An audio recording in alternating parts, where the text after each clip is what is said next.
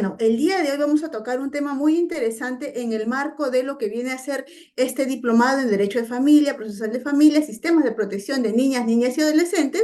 Y bueno, el día de hoy queremos abordar definitivamente un tema muy importante que tiene que ver con esta nueva ley de tenencia compartida. Pero antes de abordar el tema de tenencia compartida propiamente dicho, vamos a hacer un pequeño recuento de qué temas vamos a ver el día de hoy.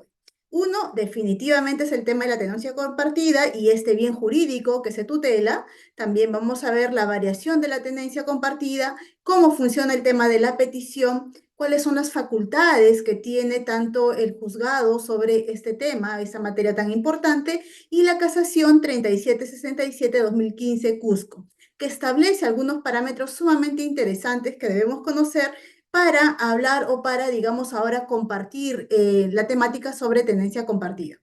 Bueno, entonces, teniendo claro qué temas vamos a abordar, vamos a dar inicio a esta presentación. Cabe resaltar que durante toda la presentación, si vamos a hacer alusión al marco jurídico, tanto vigente como el que viene a hacer reemplazo a la norma, para considerar o para tomar en cuenta cuál es este asidero jurídico en el cual se sustenta esta figura de tenencia compartida. A ver, comencemos entonces con algo que es muy relevante en este caso, que tiene que ver con la Convención sobre los Derechos del Niño. Ustedes saben que nuestro Estado, el Estado peruano, ha firmado una serie de tratados internacionales en materia de derechos humanos, en materia, por ejemplo, de protección de poblaciones vulnerables, o también como es la Convención sobre los Derechos del Niño, que establecen particularidades muy importantes que tenemos que considerar, más aún si hablamos de temas como la tenencia. Y uno de estos elementos a tener en cuenta es que esta Convención sobre los Derechos del Niño establece una serie de titularidades respecto a niñas, niños y adolescentes frente al Estado, como sujetos de derecho estamos hablando, frente al Estado, a la familia y a la sociedad. Asimismo, establece necesidades específicas que los Estados deben tomar en cuenta para garantizar su protección y brindar un cuidado especial, sin dejar de olvidar que las familias en general es este contexto o conjunto o digamos institución, para muchos también una institución jurídica, que tiene mucha vinculación con lo que viene a ser el crecimiento, el bienestar de todas los niñas, niños y adolescentes. En ese sentido, las familias son elementos concatenantes importantes en el marco de esta Convención sobre los Derechos del Niño. Asimismo, debemos tener en cuenta que los derechos del niño y la niña y los adolescentes en el marco de una familia también implica deberes y derechos por parte de sus padres. Por ejemplo, el que padre y madre pueda cuidar a los hijos de manera, digamos, armoniosa, coherente, sin ningún tipo de, digámoslo así, obstáculo, en tanto se garantice el interés superior del niño, es decir, se garanticen los derechos de estos menores.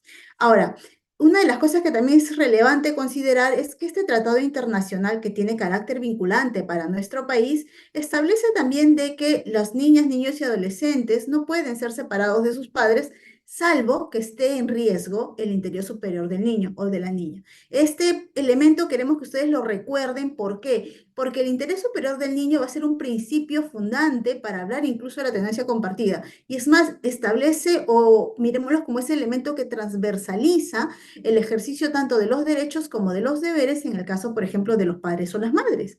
Asimismo, recordemos que en este importante tratado, tanto padres como madres tienen igual derecho de participación y opinión sobre la vida de los hijos o las hijas.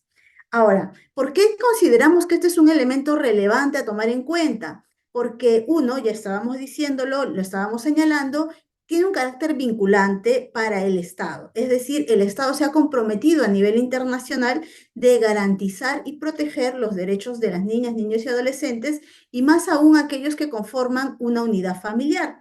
En ese sentido, establece también líneas a tomar en consideración al momento de establecer políticas, por ejemplo, sobre, digamos, situaciones de protección o situaciones de garantizar derechos respecto a la población, niñas, niños o adolescentes.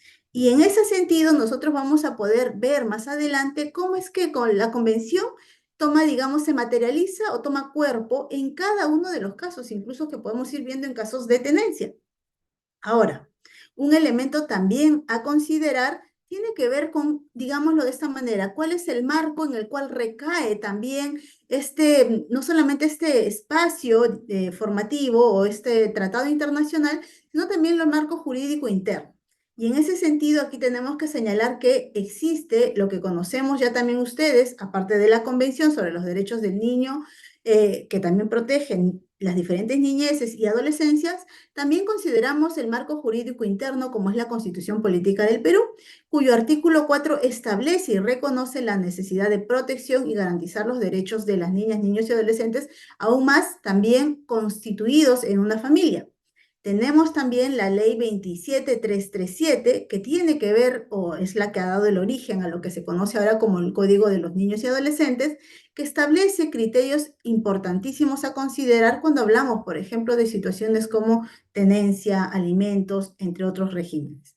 Ahora, estos marcos jurídicos, digamos que la forma en la que se viene asentando a nivel de nuestros diferentes gobiernos o de los diferentes, digamos, procesos a través de lo que vienen a considerarse como los planes nacionales, es importante reconocer que la problemática o la preocupación por garantizar los derechos de las niñas, niños y adolescentes se establecía en diferentes políticas nacionales. De ellas, quizás ustedes ya tienen conocimiento, pero son, por ejemplo, las políticas que van desde el 92 hasta las de actualmente la 2021, pero también la Política Nacional de Igualdad de Género, la que se crea recientemente a través del Decreto Supremo 8/2019 del Ministerio de la Mujer y Poblaciones Vulnerables, que reconoce la necesidad de garantizar también una vida libre de violencia a las niñas, niños y adolescentes.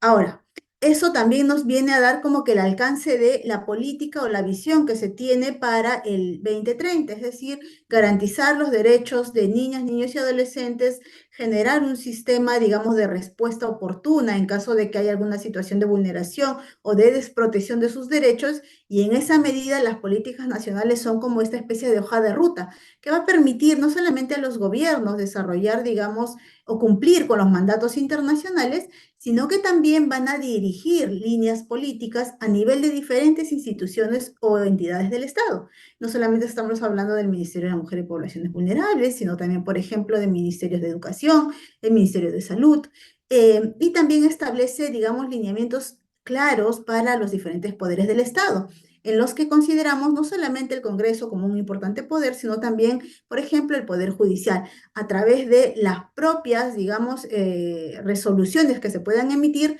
que garanticen o que tomen en consideración el principio del interés superior del niño, que es un principio bastante importante que vamos a ir desarrollándolo más adelante.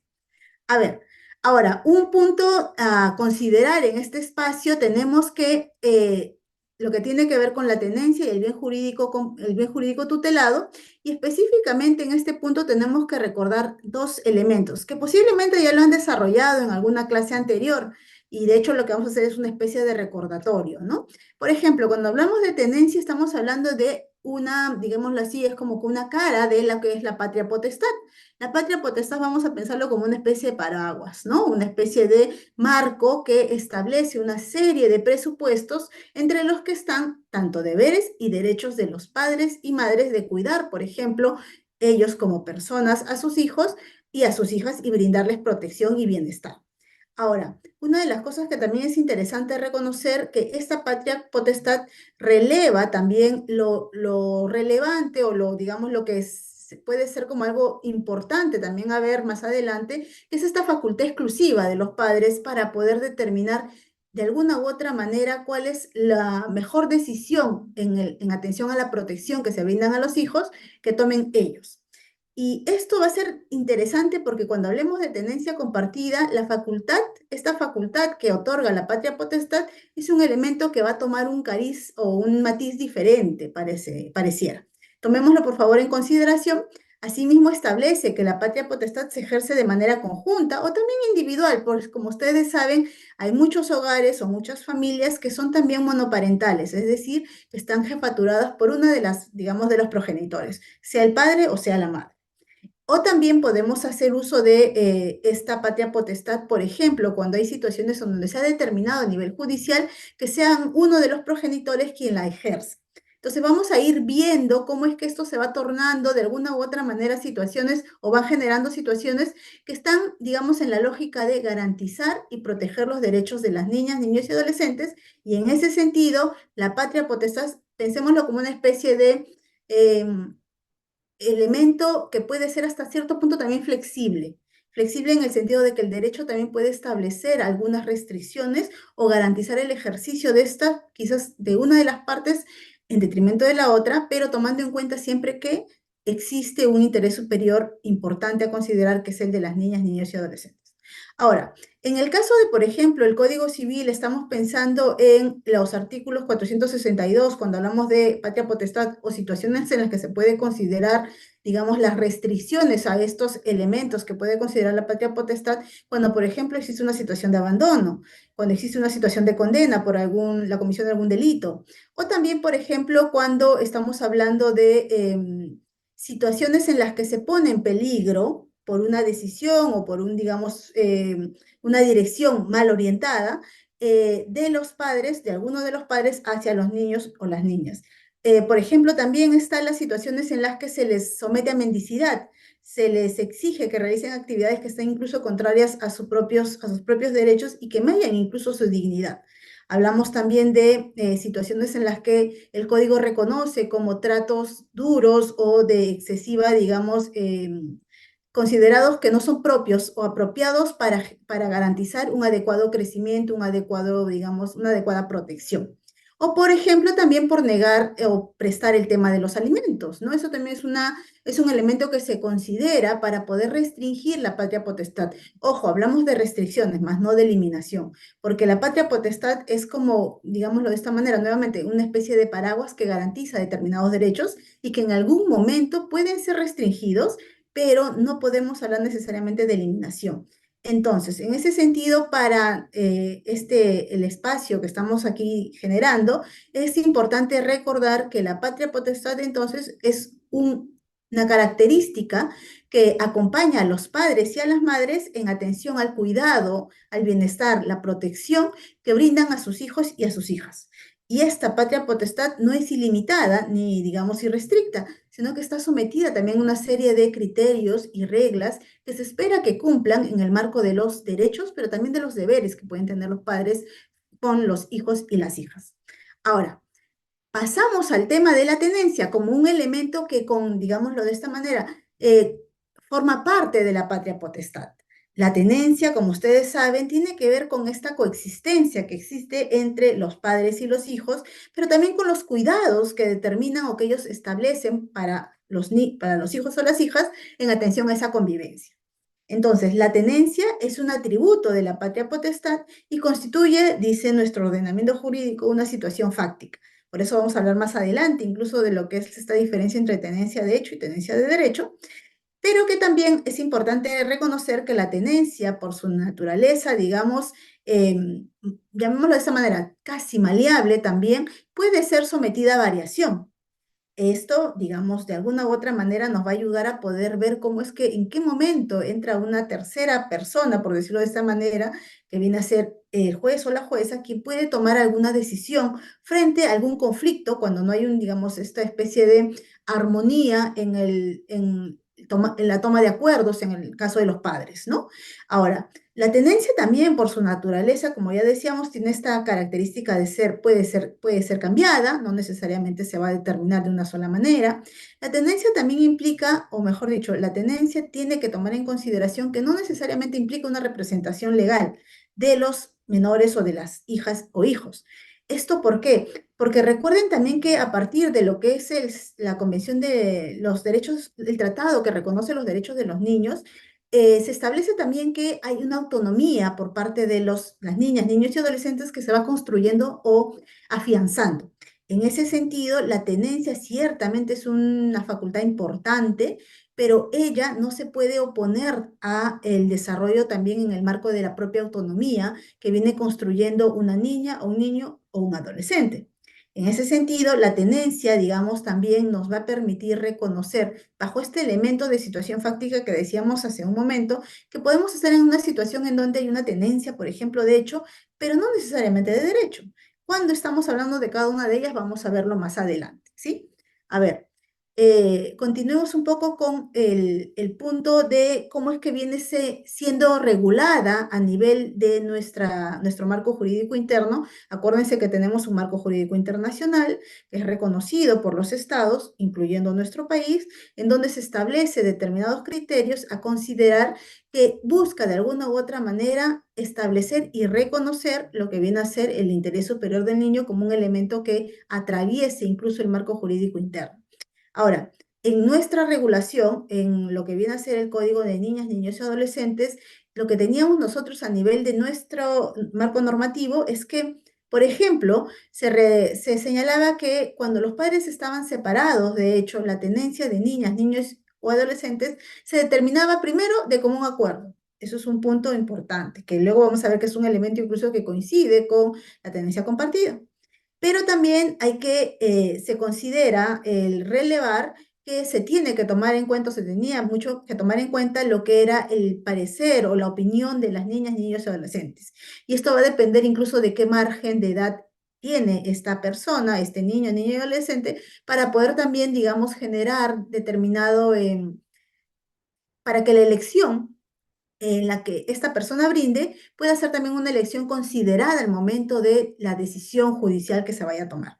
Ahora, este marco jurídico nacional reconocía también que de no existir acuerdo, lo que se establecía en todo caso era a fin de tener un resultado que no sea perjudicial para los hijos, era que la tenencia se tendría que resolver a nivel de un juez especializado, quien dictaba las medidas para el cumplimiento de estas disposiciones. Entonces, recordemos entonces que con la regulación anterior, elementos que se consideraban para temas de tenencia, uno era que habría que estar o en efecto tener una situación de separación de hecho, habría que tener en cuenta el acuerdo que puedan tener los padres para el tema de, digamos, quién queda o quién asume el cuidado, digamos, de hecho de los hijos, pero también hay que reconocer que en caso de que hubiese discrepancia, entonces ahí sí entraba a resolver se resolvía esto a nivel de una judicatura.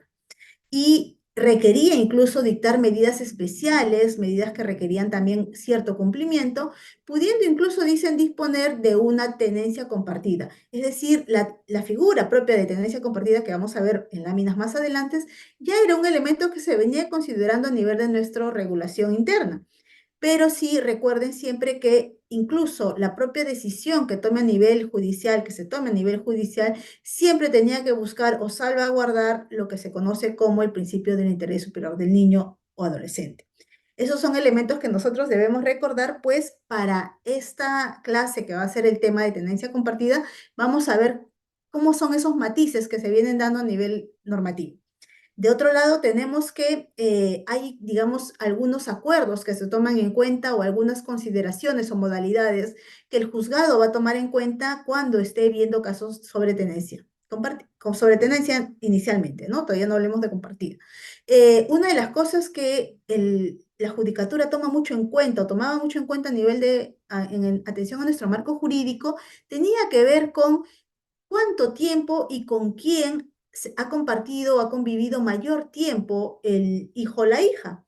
Y esto siempre, digamos, que le sea favorable, se dice, ¿no? Es decir, el, el tener un estado de permanente contacto o convivencia con uno de los progenitores le generaba una especie de beneficio cuando se iba a revisar el caso.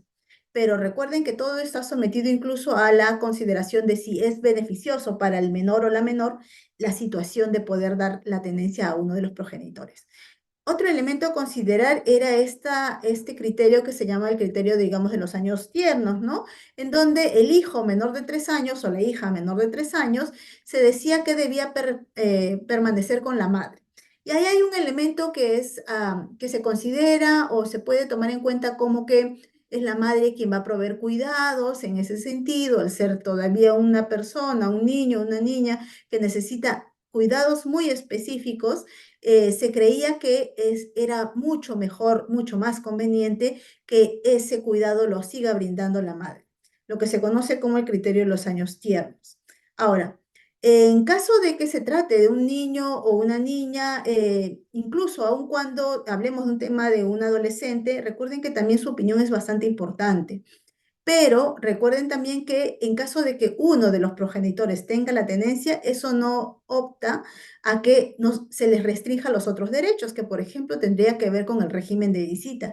Entonces, muchas veces en un mismo proceso se acumulaban las figuras y se podía, digamos, establecer también esos criterios para poder garantizar que la niña, el niño o la adolescente pueda desarrollarse de manera plena. Y eso implica también el tener contacto con ambos progenitores. Y eso es algo que también la normativa ya lo iba revisando, ya lo iba viendo y va generando también ese precedente importante. Entonces, eh, en términos, digamos, bastante sucintos, para un juzgador o para una juzgadora, al momento de tener un caso de, por ejemplo, tenencia, un elemento importante es identificar y reconocer quién le genera o quién garantiza el derecho de las niñas, niños y adolescentes y quién, digamos, puede tener la condición de la tenencia, puede tener a su cargo a esta niña, niño o adolescente, y esto no implique el romper o generar una ruptura del vínculo, porque una de las cosas que hay que reconocer en una situación de tenencia es que existe un vínculo filial, familiar, que debe permanecer. Y aun cuando una de las partes pueda tener la tenencia, lo importante siempre es mantener el vínculo, salvo los casos que ya habíamos dicho adelante, ¿no? Que sea una situación en donde se, por ejemplo, se somete a mendicidad o se genera, por ejemplo, situaciones de tratos que pueden ser situaciones que la pueden poner incluso en peligro al propio menor o a a los propios niños o niñas. O también, por ejemplo, cuando ha sido, digamos, condenado por un delito. Son elementos que también se van a considerar. Y tomen en cuenta que la 30364, la ley contra la violencia, la ley integral contra la violencia contra las mujeres integrantes del grupo familiar, reconoce que también constituye una situación de pérdida de, digamos de esa manera, restricción de la patria potestad si hay una situación de violencia contra, por ejemplo, los hijos o las hijas. Entonces, son elementos que vamos a ir considerando porque esto es parte de nuestro marco jurídico que tenemos que leerla de manera, digamos, articulada, ¿no? Y en concordancia. Ahora, ¿qué dice la nueva ley de tenencia compartida? Bueno, que no es tan nueva, que de hecho ya tiene algunos años, pero que es interesante ver cómo es que esta norma establece algunos criterios que quizás nosotros podemos estar a favor o no, y vamos a verlo con unos casos más adelante, por lo que les pido tener paciencia, pero sí es interesante recordar que la figura de tenencia compartida ya venía siendo una figura que estaba presente en la regulación anterior, no obstante, no era tan considerada, a mi modesto parecer. Y esta norma lo que establece es darle un valor adicional, es decir, poner en palestra esta regulación como una forma también de superar percances y generar también algún tipo de acuerdo armonioso entre las partes. Porque recuerden que siempre en una situación, digamos, de separación, hay una parte que es mucho más débil o digamos, una parte que es aún mayor, tiene una situación de mayor vulnerabilidad, que son generalmente los niños, niñas y adolescentes que forman parte, digamos, de familias que están iniciando una situación o una separación. Entonces, frente a ello es que la norma lo que busca establecer, me parece, es un poco dar cuenta de la necesidad de fortalecer las relaciones interpersonales entre hijas, hijos y padres, a pesar, como bien lo estamos comentando en esta lámina, de un escenario de separación. Entonces, imaginemos ya de por sí una situación bastante tensa, complicada, que viene a ser un tema de separación, sumarle a eso situaciones en donde lo que digamos, se puede generar si no se actúa de manera correcta es el, digamos, privar a uno de los progenitores de sus hijos o hijas, o también privar a los hijos del vínculo de mantener un vínculo con su progenitor.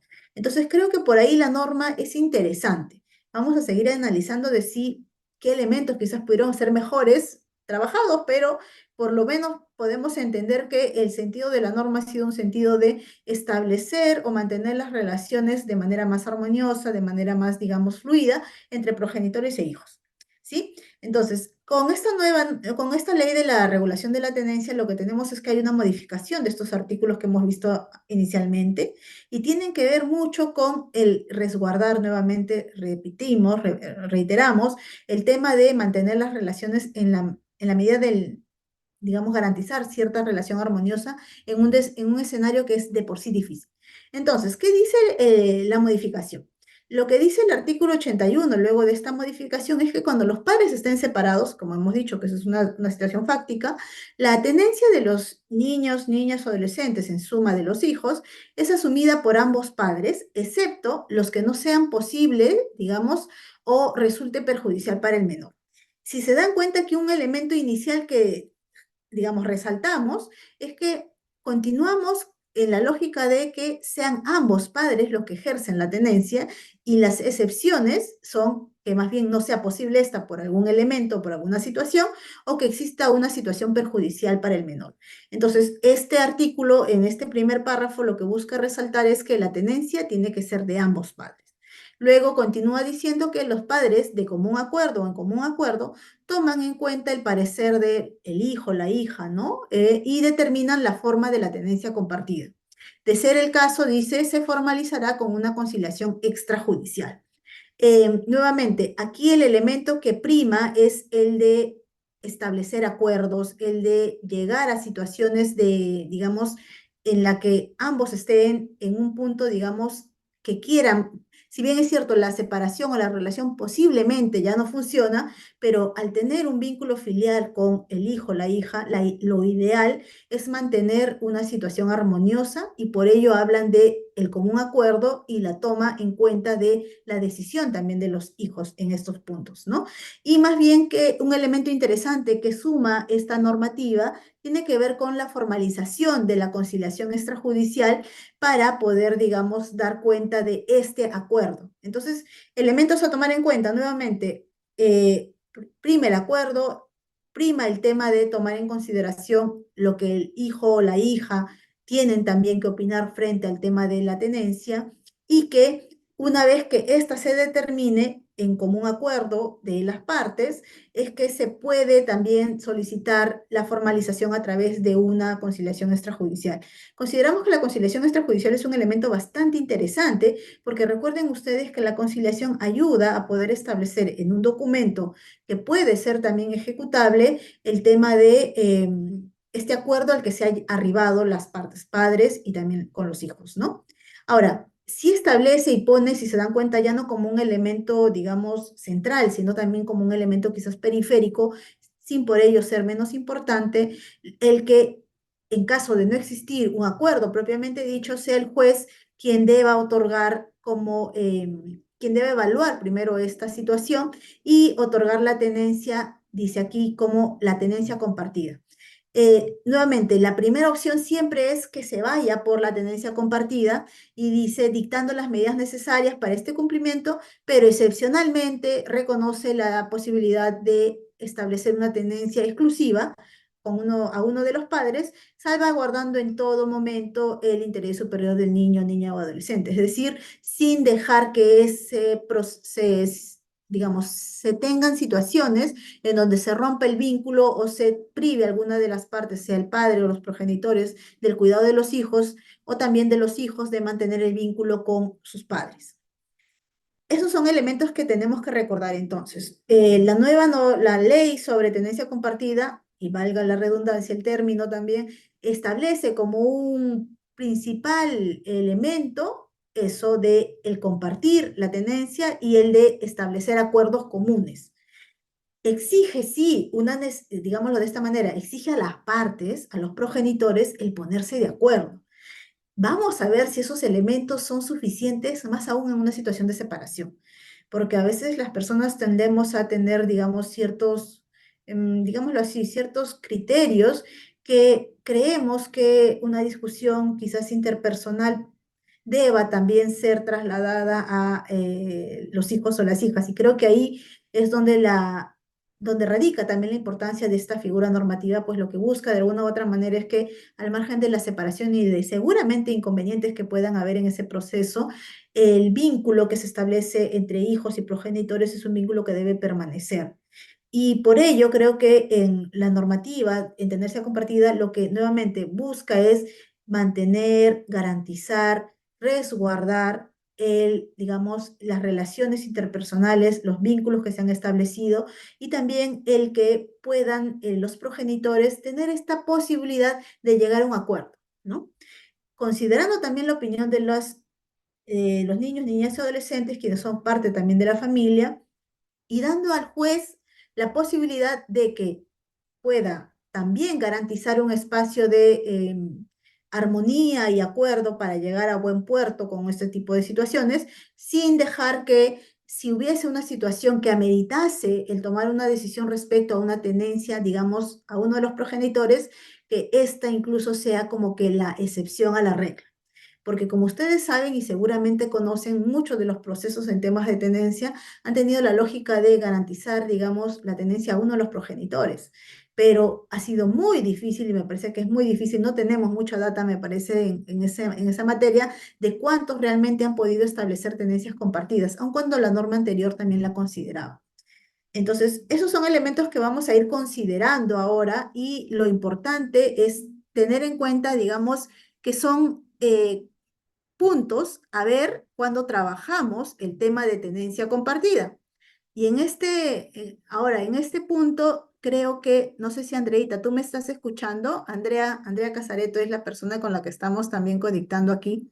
Andrea, ¿me escuchas? Noches con todas y todas las personas que nos acompañan el día de hoy. Felicita ha hecho una excelente introducción y entonces hasta acá tenemos que obviamente los niños, niñas y adolescentes tienen derecho no solamente a esta necesidad de cuidado, de poder desarrollarse en un ambiente seguro, sino también esta vinculación de manera permanente y consistente de ambos progenitores, ¿no? Ya veíamos, como bien lo detalló Felicita, que en la anterior regulación, desde la anterior regulación, aun cuando la regla general partía por el reconocimiento de la tenencia a uno de los padres, ¿no? Siempre había este criterio de otorgarle la tenencia no solamente a la persona que podía proveer, digamos, los mejores cuidados, sino además quien podía garantizar una relación permanente con el otro progenitor. Entonces, desde ya se consideraba valioso, importante el sostenimiento de esta relación.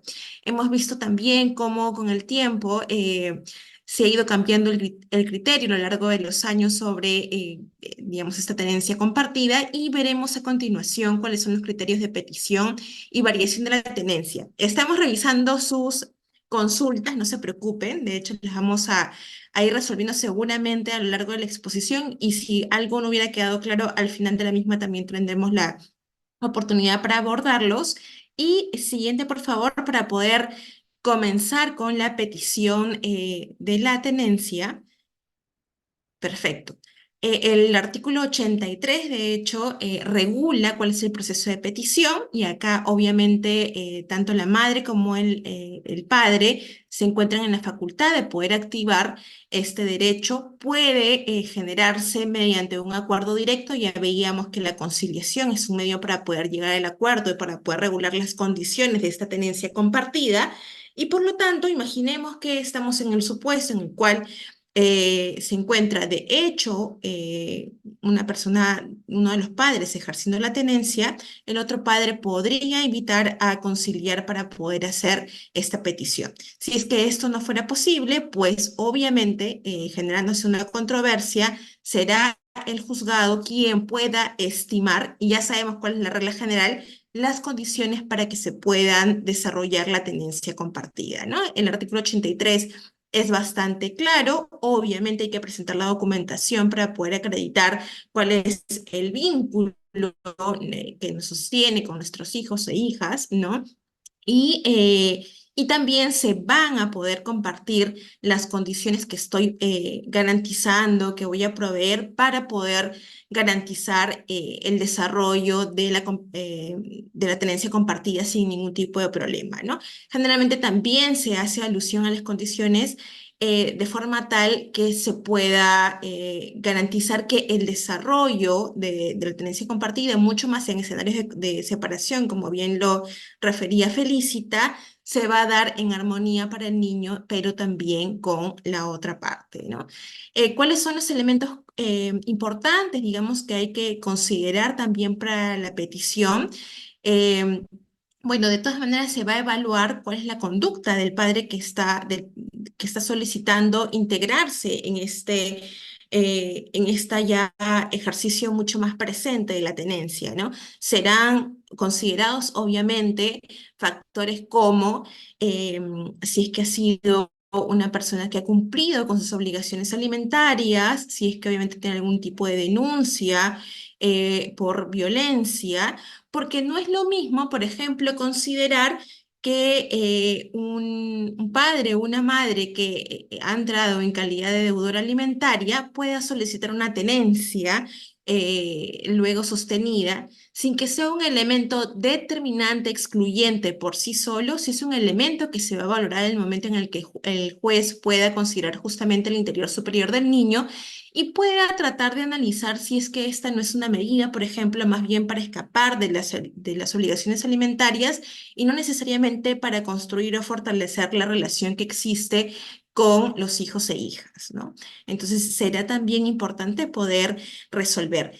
¿Qué es lo que podemos hacer mientras que el juez resuelve? Por supuesto, siempre se puede solicitar una medida cautelar, ya sea para la implementación de la tenencia compartida o ya sea más bien para la solicitud de la tenencia exclusiva, ¿no? El plazo legal es 30 días. Sabemos que la carga procesal en efecto no nos permite muchas veces cumplir el plazo, pero por supuesto que la medida cautelar siempre nos permite también tener un pronunciamiento mucho más pronto mediante el tiempo en el que se resuelve el fondo de la petición principal. Pero tenemos también, y siguiente por favor, los escenarios en los cuales vamos a variar la tenencia, ¿no? Por ahí preguntaban, ¿qué pasa si es que yo me encuentro ante un caso en el que ya eh, hay una tenencia a cargo de uno de los padres? ¿O qué pasa, por ejemplo, si ambos padres que hemos venido ejerciendo una tenencia compartida ya no podemos sostenerla y necesito que uno de ellos asuma la responsabilidad, incluso en buenos términos, ¿no?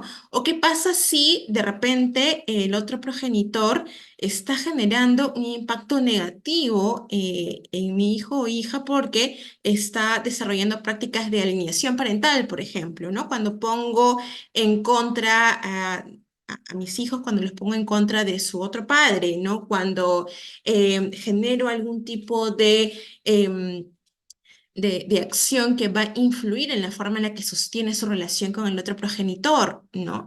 Entonces, por supuesto que se puede solicitar una variación de la tenencia, ¿no? Obviamente, y como les comentábamos, hay ciertos supuestos en los que también se puede solicitar la variación, los actos contra el otro padre también de forma continua, permanente y sistemática, cuando le hablo mal, cuando de alguna manera perjudico su imagen, su nombre, su reputación, cuando califico de manera negativa la forma en la que ejerce cuidado sobre el niño y la niña, y el niño y la niña asume esto y comienza a tener una relación dañada, perjudicada con el otro padre, o que viene teniendo impacto en su salud emocional o psicológica incluso, ¿no? Cuando comienzo a restringir la relación con el otro padre. Imaginemos que estamos teniendo un proceso de tenencia compartida, ¿no? Y de alguna manera hemos acordado que los días que se quede con el padre, con la madre, el otro padre va a tener derecho a una llamada una llamada telefónica antes de acostarse, un acuerdo entre las partes. Y de pronto eso comienza a no suceder, ¿no? O de repente existe que el padre o la madre, en el momento en el que está ejerciendo su tiempo de tenencia compartida, comienza a negar a la otra parte a que tenga contacto con el hijo, ¿no? O sea, ya no lo retorna. De alguna manera el externamiento no es cumplido en los términos y condiciones. Entonces, obviamente nos vamos a enfrentar un escenario en el que por el bien del menor o de la menor hay que generar una variación. Y acá también hay un elemento bastante importante a resaltar, y es que Felicita les comentaba en las láminas anteriores que es posible realizar una conciliación y que de hecho hay tenencias que son de hecho y que hay tenencias que son de derecho. Nuestra recomendación siempre va a ser optar por documentos que acrediten las tenencias de hecho y que ésta pueda tener algún tipo de medio probatorio.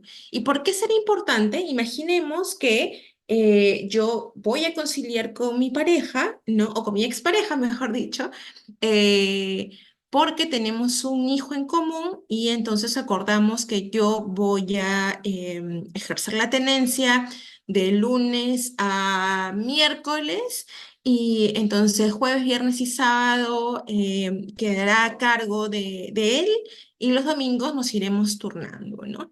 Entonces, ¿qué pasa si llega el día jueves y el papá de mi hijo no llega, ¿no? Y esto ya se vuelve de manera reiterada. Entonces me tocará a mí, por ejemplo, hacer una constatación policial indicando que no se está cumpliendo con los términos de la tenencia compartida. No está habiendo esta visita, este externamiento, estas condiciones que hemos finalmente conciliado o que ha determinado el juez, ¿no? Pero obviamente tengo que tener un medio probatorio para certificar que esas condiciones no están siendo cumplidas.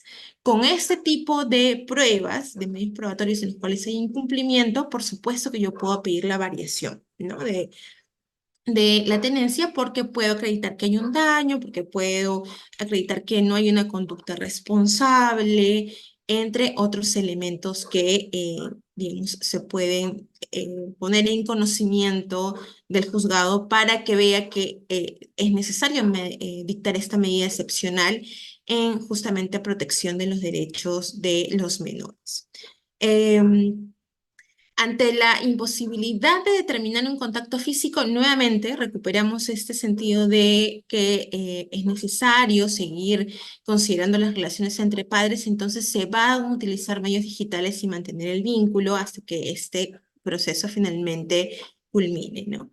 Otro elemento importante también será que evaluemos caso por caso y que de ser necesaria una variación, ya sea que nos encontremos en este momento con la tenencia a cargo de un solo padre o que ya vengamos ejerciendo un proceso de tenencia compartida, pero que por las circunstancias en las que nos encontremos tengamos que retornar a una tenencia exclusiva, podemos solicitar al juzgado que se implemente de manera progresiva, ¿no? Hablábamos, por ejemplo, de este criterio de los años tiernos. Entonces, ¿qué pasa cuando estoy en proceso de lactancia? ¿Será posible que de la noche a la mañana mi pareja quiera ejercer la tenencia compartida, ¿no? Y se pueda llevar a nuestro hijo, digamos, un número significativo de días, que nos podamos repartir los días de esa manera o inclusive los horarios? ¿Será posible? ¿No será posible? Esto obviamente quedará a criterio del juez si es que no existe un acuerdo, pero como parte sí podría solicitar que la implementación se dé de manera progresiva.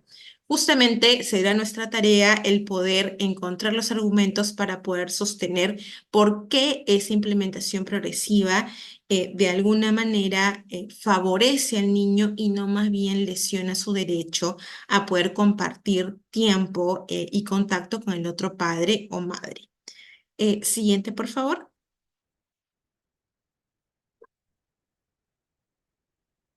Hemos hablado de la petición y de la variación y ahora vamos a hablar sobre las facultades del juzgado sobre la tenencia compartida. Siguiente. Recordábamos que anteriormente el artículo 84 del Código de Niños, Niñas y Adolescentes lo que hacía es establecer algunos criterios que debían ser considerados por el juez o la jueza para poder dictar quién finalmente era la persona que ejercía esta tenencia exclusiva, ¿no? Muy bien lo señaló Felicita, digamos que el padre o la madre que tenía mucho más tiempo, mucho más contacto, que había permanecido de manera más presente en el desarrollo del niño o niña durante sus primeros años o durante la etapa que se encontrara en el momento en el que se solicita la tenencia, tenía una mayor posibilidad de poder seguir ejerciéndola siempre evaluando casos, porque puede ser efectivamente que a pesar de que yo he tenido mucho tiempo en las acciones de cuidado y de resguardo del menor, en realidad esa situación sea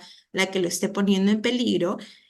También teníamos el criterio de los años tiernos, que los niños y niñas menores de 3 años se quedaban bajo la tutela de su madre, ¿no?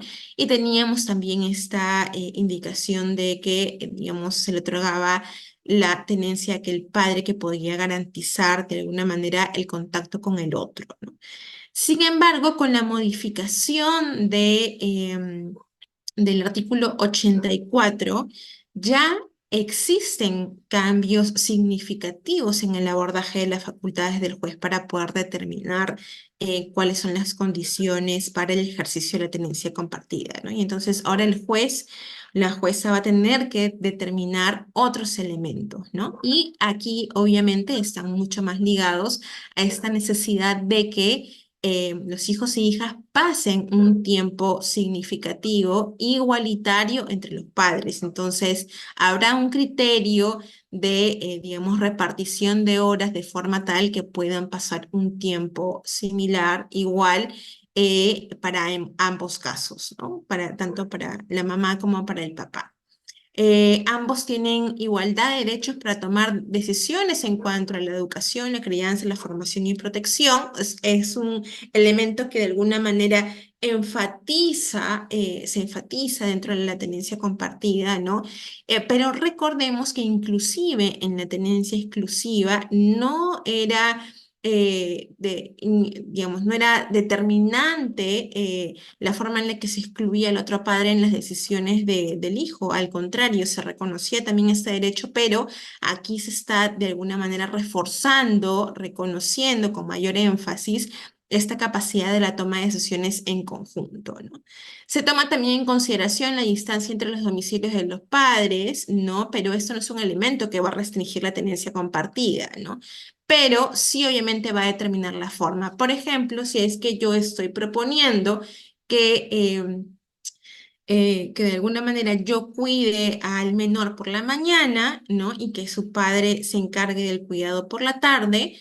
Evaluará el juez o la jueza si esto es posible, si por ejemplo yo vivo en la punta, ¿no? Y el otro padre está viviendo, no sé, en Villa El Salvador, o se está viviendo al otro extremo de un distrito muy lejano. ¿Por qué? Porque obviamente la distancia de ida y vuelta va a generar un impacto significativo en el menor o la menor, porque inclusive puede reducir, digamos, las horas que les corresponde a uno de los padres. Entonces, por eso es importante tener en consideración ese tipo de elementos para determinar la forma en la que se desarrolla la tenencia, ¿no? El derecho a compartir con la familia extendida, materna y paterna, y también eso es un reconocimiento, digamos, pleno de la importancia del entorno familiar, ¿no? Inclusive la determinación también de las fechas especiales para poder compartir con el niño, la niña con el entorno familiar. Y se consideran las vacaciones del hijo y los progenitores nuevamente para poder valorar el tiempo libre, el tiempo de calidad, la mayor oportunidad de poder compartir con nuestros hijos e hijas, ¿no? Así también como las fechas importantes en la vida del menor, siempre con este criterio de equilibrio e igualdad en el cual ambos padres puedan tener esta posibilidad de gozar efectivamente de la vida de los hijos y de sus momentos importantes. Se valora la edad y la opinión del niño, y acá es importante recordar que en el juzgado los niños mayores de 12 años tienen una opinión significativa, determinante en los procesos de tenencia, y los niños menores de 12 años son escuchados, sí, por supuesto, pero digamos se toma básicamente en consideración, ¿no? Pero tiene un mucho mayor nivel de determinación de escucha en los hijos de más de 12 años a más, ¿no? En caso de disponer la tenencia exclusiva, se deberá señalar el régimen de visitas para quien no ejerce la tenencia, nuevamente con este criterio de que los padres sean parte de la vida de los hijos, y la forma de la tenencia compartida puede ser modificada en función de las necesidades del hijo, que es algo que ya habíamos revisado en los comentarios anteriores en referencia a la variación y el proceso de petición, ¿no? Siguiente, por favor. Tenemos entonces la casación 3767-2017. Esta es una casación significativa porque define parámetros conductuales necesarios para conceder la tenencia compartida. Y acá, por ejemplo, vamos a evaluar en este contexto diversos elementos que son analizados caso por caso. A lo largo de la exposición les hemos indicado cómo es importante, a pesar de que existen estos criterios generales, poder hacer un análisis mucho más amplio de cuál es, digamos, el contexto. Veremos, por ejemplo, acá si es determinante el padre que pasa mucho más tiempo, cuál es la valoración, por ejemplo, de el sistema de bienestar del niño en un entorno familiar, entre otros elementos. Siguiente, por favor. La casación 3767-2015 de Cusco nos aborda cómo la tenencia compartida presupone, por supuesto, una separación de hecho, pero garantiza un análisis sostenido sobre la necesidad de colaboración y coordinación para las acciones de cuidado de los hijos e hijas y cómo esta debe ser una garantía en todo el proceso de desarrollo de la tenencia compartida, ¿no? Y obviamente nos indica de que si esta colaboración no es posible, no se va a poder establecer una tenencia compartida por tratarse de una situación interpersonal conflictiva, ¿no? Lo que podría generar en mayor riesgo.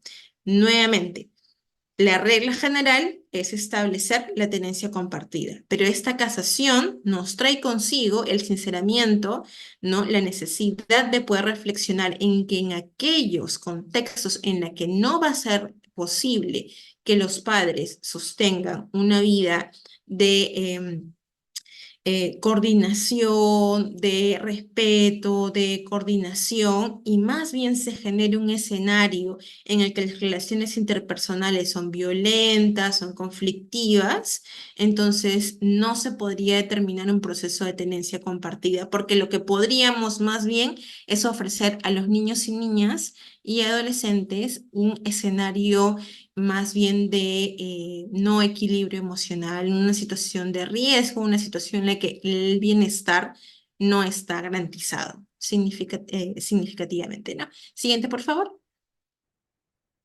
Entonces, para recordar un poco de los hechos, Giancarlos y Elvira convivieron y procrearon un hijo en el 2008 y finalmente a los 4 años la convivencia concluye, ¿no?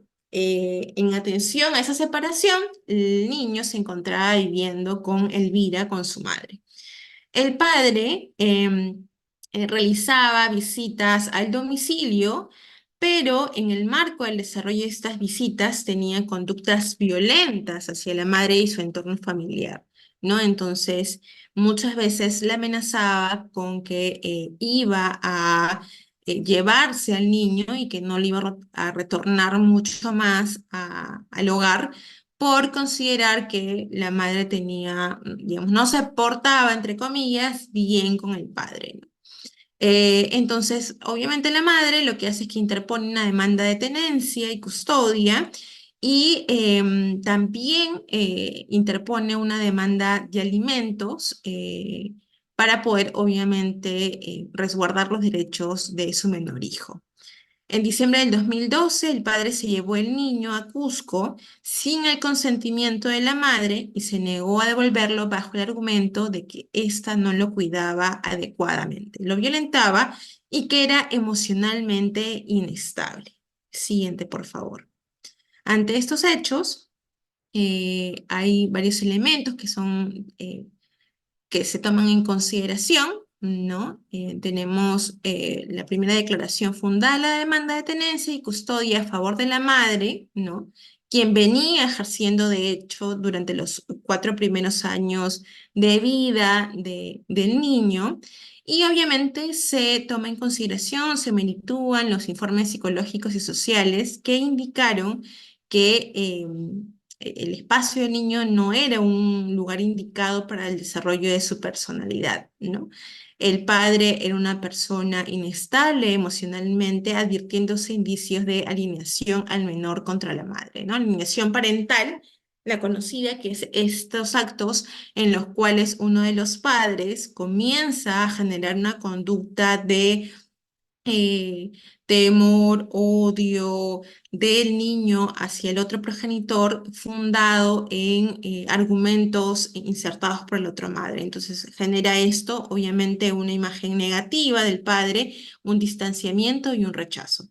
La alienación parental, además, es comprobada que tiene un impacto significativo en la salud emocional y psicológica de los menores e inclusive con impactos también en su salud física. Y por lo tanto es un elemento a considerar de manera significativa, ¿no? Incluso en los elementos de investigación se pudo advertir que cuando se hace la constatación en el domicilio del padre, quien supuestamente ejercía la tenencia, no encontraron al menor, ¿no? Entonces también era un elemento que se tomó en consideración. eh, Se encontró que existían rasgos inestables, ¿no? De evaluación que se hace en la madre, que tenía una relación ansiosa y depresiva, pero que esta situación estaba relacionada con el proceso que tenía en este momento, la situación de zozobra por haber sido despojada de la relación que tenía con sus hijos, ¿no? Entonces, digamos, esta afirmación sobre la inestabilidad de la madre en realidad estaba asociada a los hechos que venía atravesando, ¿no? El niño que vivía con su padre ya tenía 6 años. Al momento de ser entrevistado, el niño indicó que quería vivir con su padre. Y se llevó una diligencia, bueno, eso era lo que les comentaba, ¿no? En el domicilio del demandado, pero no se logra hallar al niño. Finalmente, también se aborda la casación 4664 del 2010 en Puno, ¿no? Y se habla que la naturaleza del proceso de familia es pitiva y se concibe como aquel destinado a solucionar con prontitud los conflictos que surjan dentro de las relaciones familiares y personales. Esto se da, obviamente, en ese sentido de la necesidad de dar un entorno seguro al niño, que en este caso es, digamos, el más perjudicado en la relación, ¿no? Y que se impone una conducta conciliadora y sensible que supere los formalismos de las meras cuestiones técnicas, reservando la confrontación como último ratio. Se apela acá a la posibilidad de generar un espacio de conciliación, digamos, un espacio en el que se haga los mejores esfuerzos por llevar una vida en común, entendiendo que esa era la mejor fórmula que le podían ofrecer al menor, ¿no? Y que en ese contexto el Estado debe garantizar un sistema de administración de justicia especializada para los niños y adolescentes, ¿no? Para que sean tratados desde la lógica del bienestar, ¿no? Y no finalmente como problemas humanos ni obviamente materializados, ¿no? Siguiente, por favor. Tenemos también la ley 29269, como sabemos, modifica los artículos 81 y otros en adelante, que son los que hemos conversado, que más bien disponen la tenencia compartida, la coparentalidad, y que lo hemos abordado con detenimiento y que obviamente se basa también en el articulado de la convención vinculada a la importancia del niño de no ser separado de sus padres, ¿no? Sino cuando es estrictamente necesario, y ese es un criterio que se adopta en el marco de la resolución también del proceso judicial. Siguiente, por favor.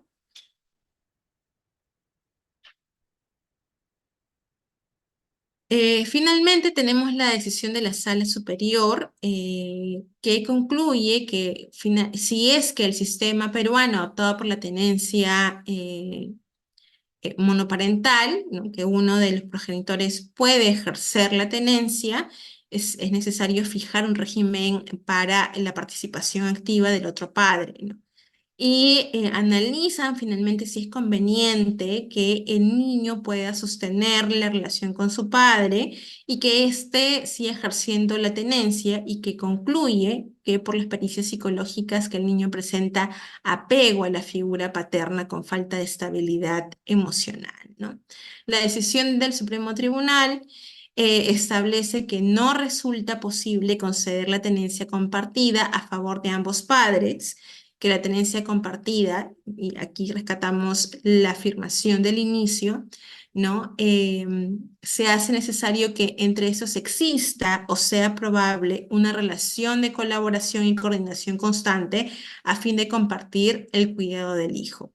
No puede establecerse así una tenencia compartida si existe una situación interpersonal conflictiva que pondría en mayor riesgo la integridad emocional física del menor e incluso del entorno familiar, ¿no? Eh, y de hecho se consideró que existía una conducta reiterativa del padre del menor que no solamente lo había privado deliberadamente del contacto con su mamá, sino que además este alejamiento había desarrollado conductas de alienación parental, poniéndolo en contra de su madre, lo que había a su vez tenido un impacto en esta relación aprensiva que se había encontrado en el marco del peritaje, ¿no? Y que sustenta de alguna manera los resultados de la entrevista, pero además también habían estas dudas sobre si el padre venía ejerciendo, de hecho, la tenencia del hijo, ¿no? Por digamos, en las acciones que había estado realizando y las verificaciones donde no lo encontraban al menor. Siguiente, por favor. Finalmente, como les comentaba, la decisión del Supremo Tribunal de variar la tenencia del niño a favor de su madre, ¿no? Y se ordena, con la asesoría del equipo multidisciplinario, que ésta se efectúe de manera progresiva, que era lo que comentábamos también, ¿no? De manera que no produzca daño o trastorno, tomando en cuenta la edad del niño y el apego significativo emocional que tenía para con su padre, ¿no? quien lo había, quien había estado viviendo con él en los últimos años, ¿no? La decisión que dispone la entrega del niño inmediata constituye una decisión que podría perjudicarlo justamente por este vínculo que existía y por lo tanto se establece que se iba a dar de forma progresiva y que se iban a tener en consideración las vacaciones siguientes. Y por supuesto se dispone la terapia psicológica para el niño y para ambos padres a fin de lograr estabilidad psicológica y emocional. Y este último punto, por ejemplo, es importante porque dentro de los términos regulatorios no se ha considerado, a pesar de que los contextos puedan ser muchas veces complicados, que como bien decía Felicita, los escenarios de separación muchas veces no se dan en el mejor de los acuerdos y que inclusive, aun cuando fueran los mejores términos, el desarrollo de la tenencia compartida o la variación de esta puede generar impactos significativos en los menores.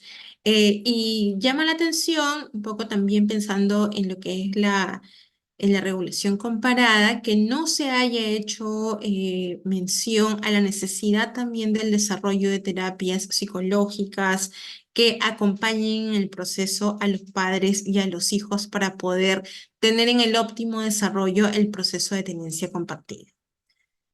Entonces, siguiente, por favor.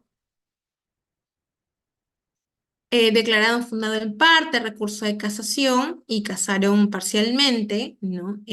Anularon solo el extremo y actuando en la revocación parcial de la sentencia apelada en cuanto dispone la entrega del niño a la demandante y reformando dicho extremo dispusieron que la variación de la tenencia ordenada se efectúe de forma progresiva y con asesoría del equipo multidisciplinario, que era lo que conversábamos, ¿no? Siguiente, por favor. Y ahora vamos a conversar un poco sobre esta casación que hemos visto. Siguiente. Y vamos a dar la oportunidad los veo muy activos con las preguntas. Vamos a ir con las preguntas, no se preocupen para poder atenderlas. Pero sí es importante, y ya veo algunas manos levantadas, poder abordar los criterios de la casación. Para eso tenemos tres preguntas precisas. Vamos a pedir, por favor, que puedan atender las mismas, y son las siguientes. ¿Qué opinión te merece la decisión tomada por la sala? ¿Consideras que la tenencia compartida es viable en el contexto señalado?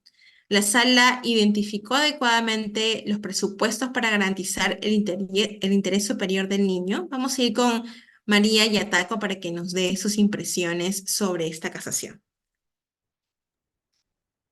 Sí, doctora, le voy a dar pase a María Yataco. Estimada María, puedes activar tu audio, por favor. Perfecto. Adelante. Gracias. Sí, ¿me escucha, doctora? Adelante, sí, María. Muchas Sí, gracias. sí, doctora. Lo que pasa es que si me lo podría poner la casación. Estas son las preguntas de acuerdo a la casación que estaba en mención.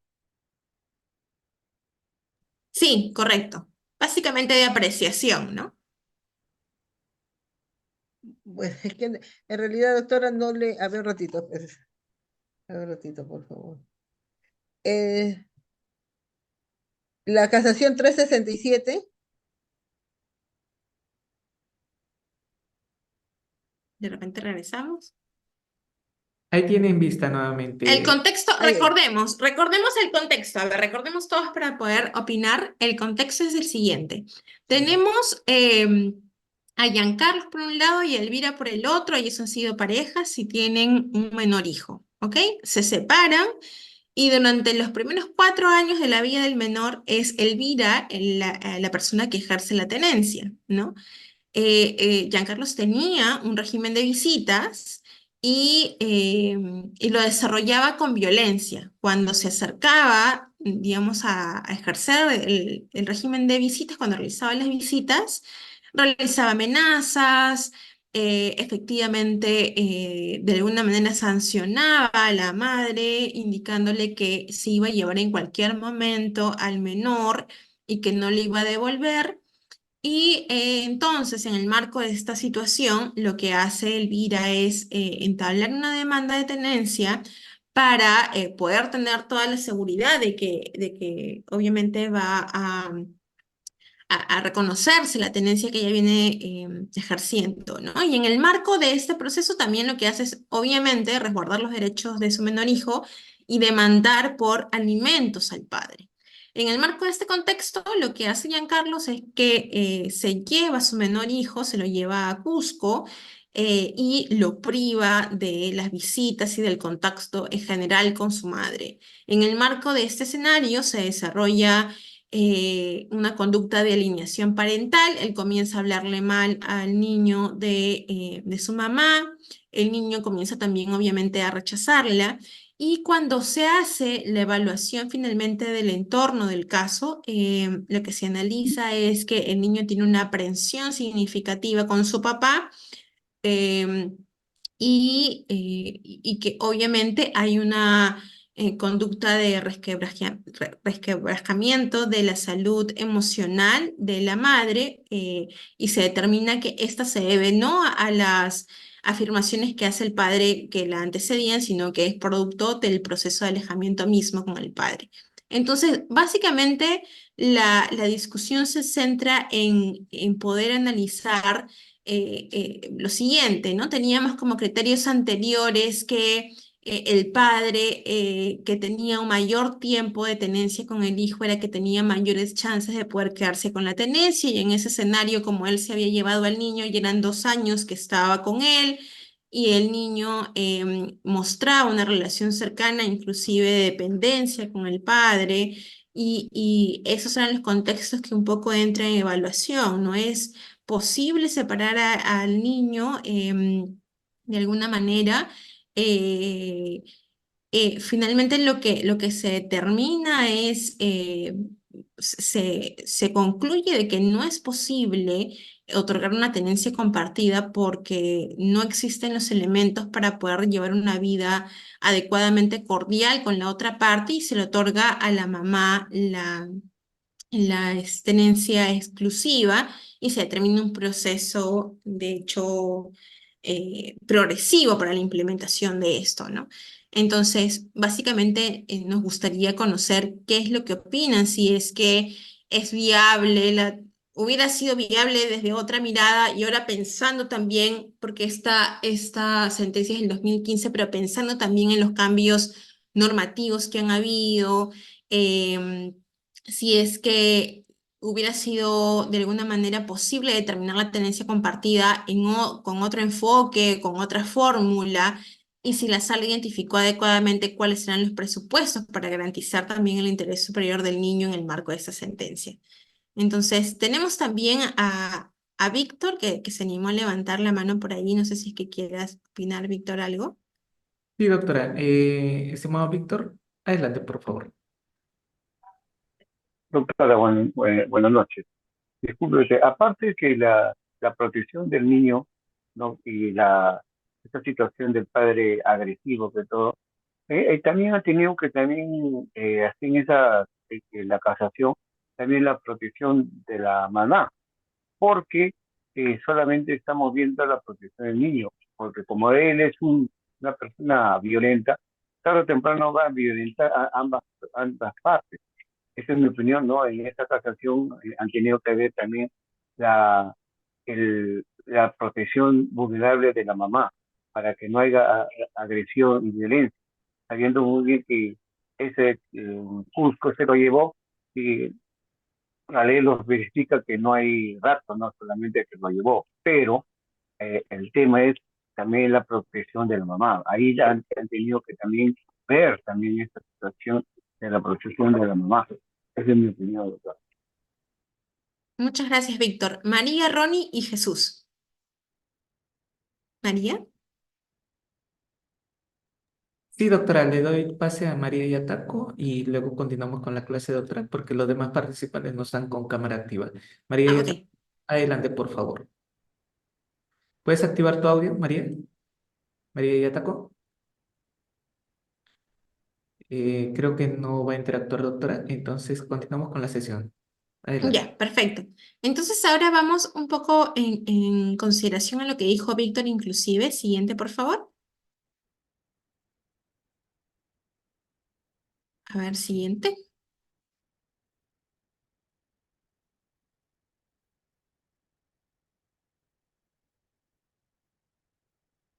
Ahí tenemos los siguientes casos y me confirmas, Feli, si estás por ahí.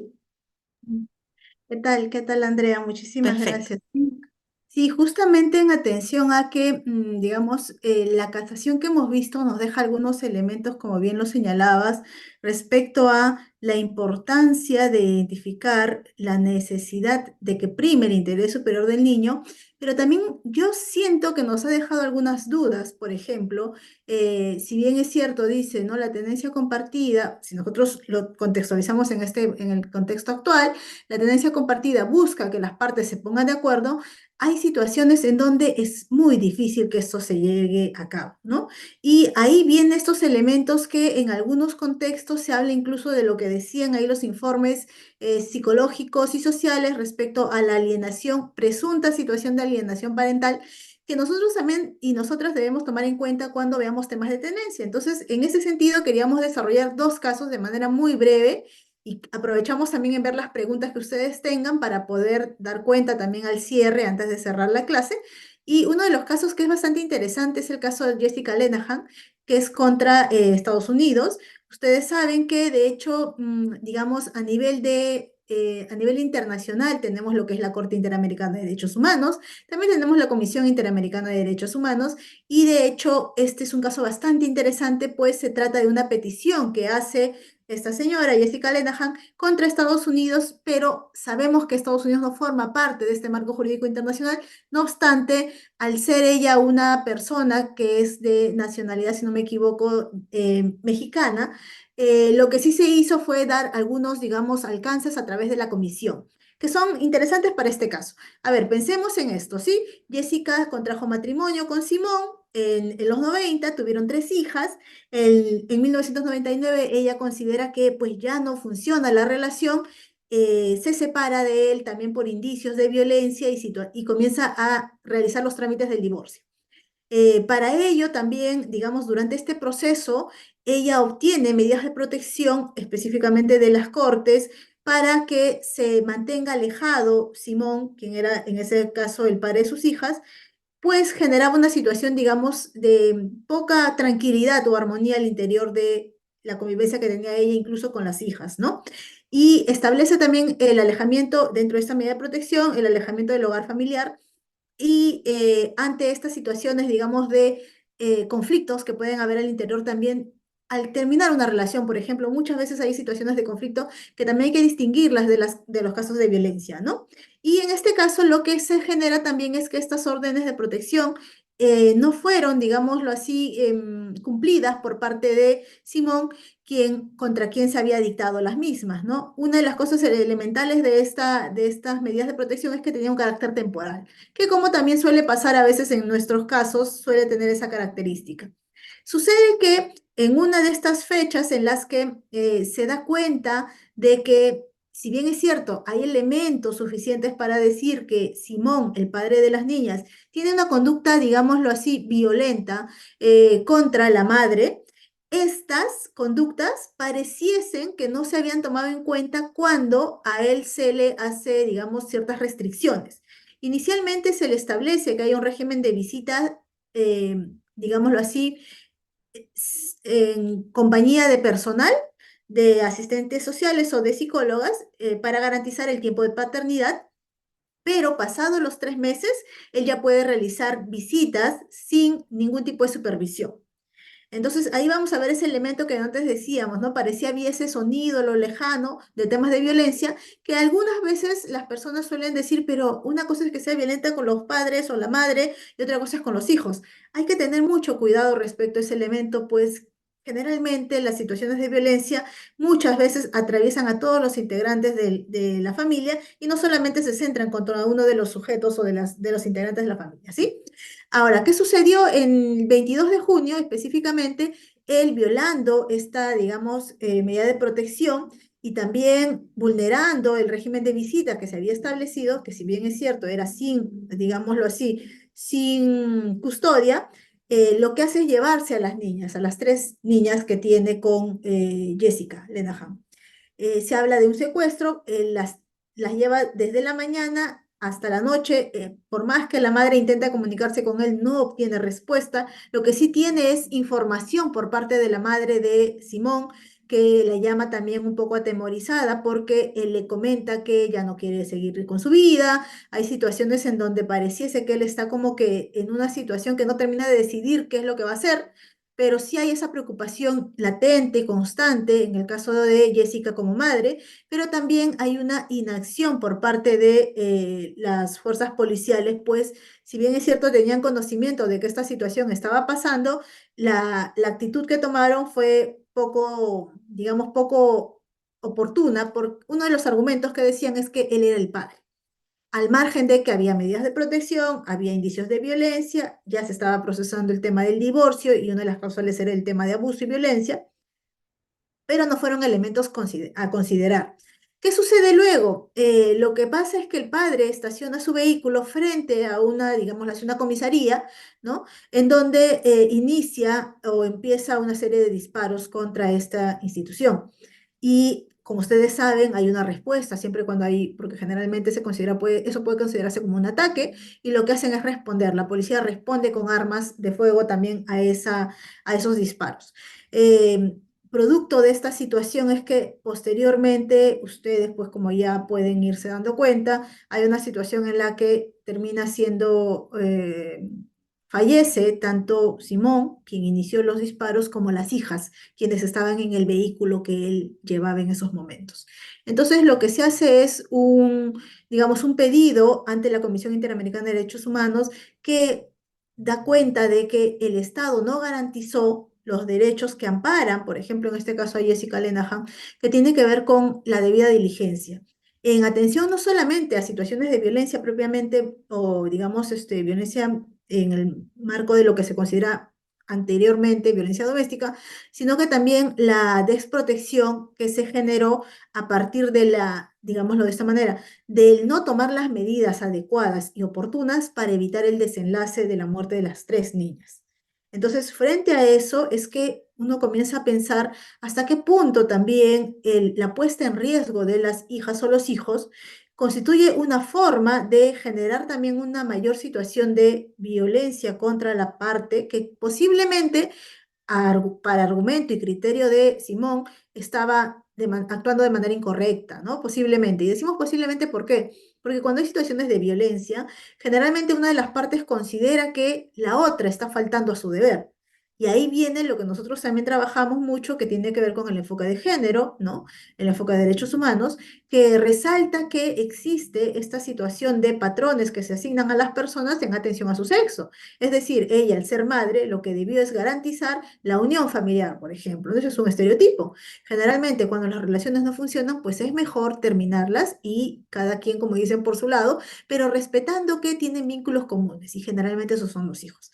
En este caso, si bien es cierto, no se pudo sancionar al país, en este caso Estados Unidos, sí se generó como un precedente a nivel de la región el tema de que la desprotección de las medidas o la poca, digamos, poca, la poca actividad oportuna por parte de las instancias o autoridades frente a esta denuncia que hacía Jessica Lenahan respecto a el secuestro de las niñas, la violación de la medida de protección, la violación del régimen de visitas, constituía una forma de, digamos, vulneración al derecho a la debida diligencia y el garantizar los derechos, en este caso, de las tres niñas, las tres hijas de Jessica. Esto queda como un precedente, de hecho pueden revisarlo, pueden ahondar en el argumento también. Y tenemos otro caso que nos interesaría conversar con ustedes que tiene que ver con el caso de Ángela González Carreño. Este es un caso en España. Ángela se separa pues también de su esposo, ¿no? Con quien constantemente tenía, digamos, situaciones de violencia que ella denuncia de manera oportuna. Y es que en estos procesos de separación que siempre pueden ser a veces muy dolorosos para las partes, eso es absolutamente entendible, pero sí es relevante reconocer que también ella, por ejemplo, tenía una hija en común con esta persona. Y el proceso de separación, si bien es cierto, inició, imagínense, en 1999, este no termina hasta el 2003. Generalmente estos procesos suelen durar, suelen ser muy desgastantes. Anímicamente, emocionalmente, económicamente, ¿no? Y lo que se genera en este contexto es que uno de los argumentos que se mantenía también para poder continuar con el vínculo entre la niña y el padre era que el proceso de divorcio tiene que correr su rumbo, tiene un, digámoslo así, un conducto por el que seguir, y el caso de el mantener el vínculo filial entre la hija y el padre era también relevante y no tenía, digamos, ninguna implicancia una cosa con la otra. Pero hay un elemento que es bastante interesante y que justamente este caso es relevante por ello, ¿no? Cuando se están haciendo, digamos, se está cumpliendo, ejecutando ya las medidas que se disponen en el caso de lo que viene a ser la tenencia, en el caso de lo que viene a ser la separación o el divorcio, hay, digamos, situaciones que la madre, en este caso Ángela González, ya iba percibiendo. No solamente un tema de incumplimiento, por ejemplo, de los deberes alimenticios o de las pensiones de alimento, sino también amenazas. Y entre ellas había una que ella le mortificaba mucho y por eso es que exigía que incluso el régimen de visitas sea un régimen, digamos, vigilado. Y es que una de las amenazas que le hace el padre de su niña es que le iba a quitar lo que más le importaba.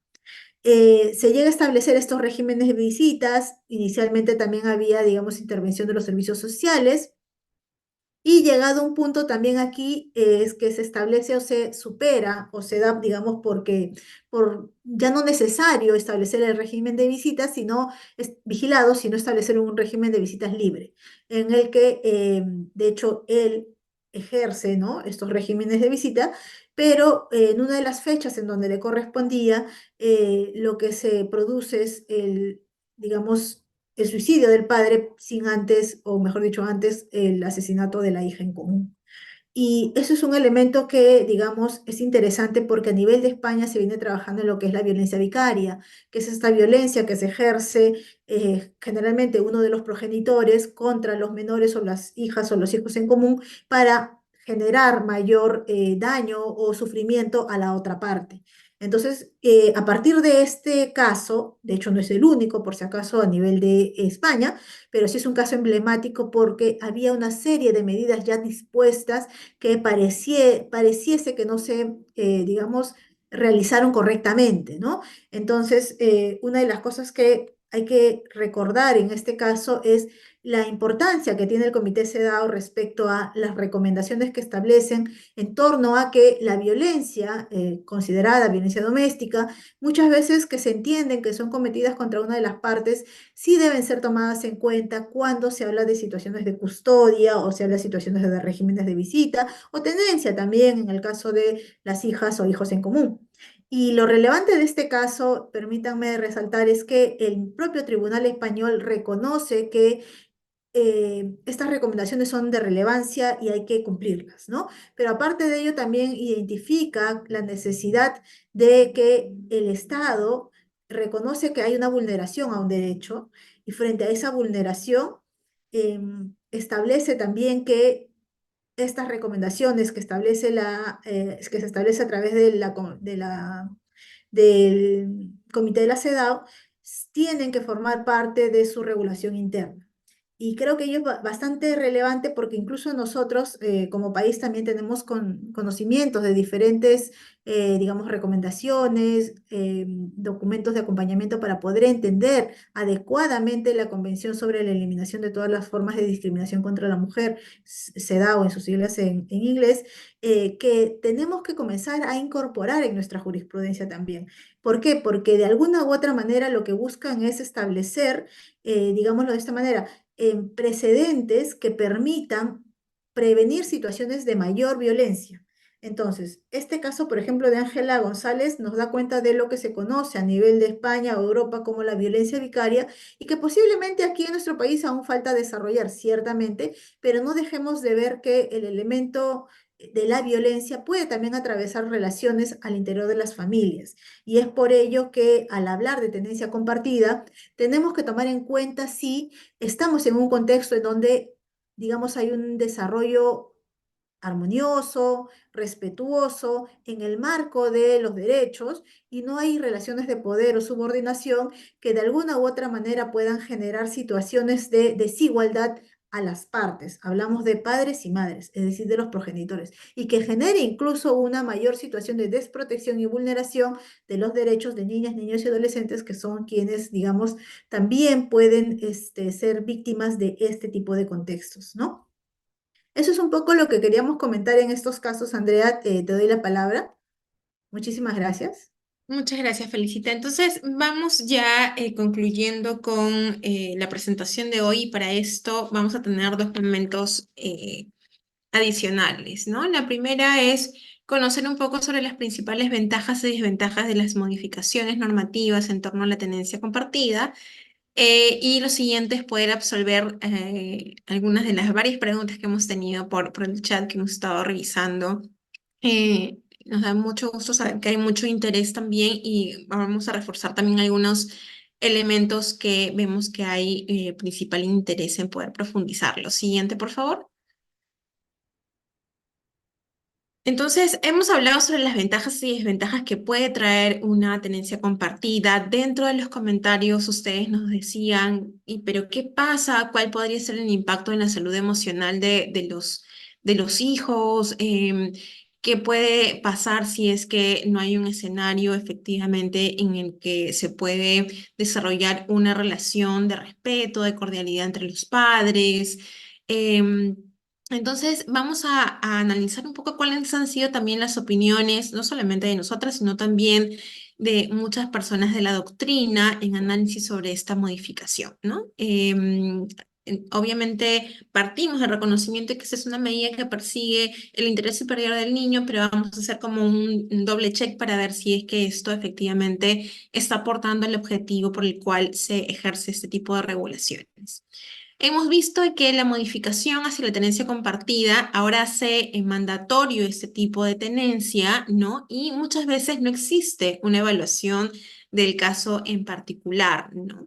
Elimina esta dinámica del común acuerdo en el cual se establecía que podía existir una comunicación, una coordinación entre los padres para poder determinar quién se encontraba en una mejor posición para ejercer los cuidados. Es cierto lo que decía Felicita también, digamos, esta medida trata de alguna manera no solamente de hacer más presentes a ambos padres en la vida de los hijos, sino también de promover la corresponsabilidad de los padres en la vida de los hijos y poder de alguna manera sincerar cuál es el rol que han venido asumiendo las mujeres en las labores de cuidado, que muchas veces han sido como muy naturalizadas, y poder generar esta, digamos, responsabilidad de manera compartida.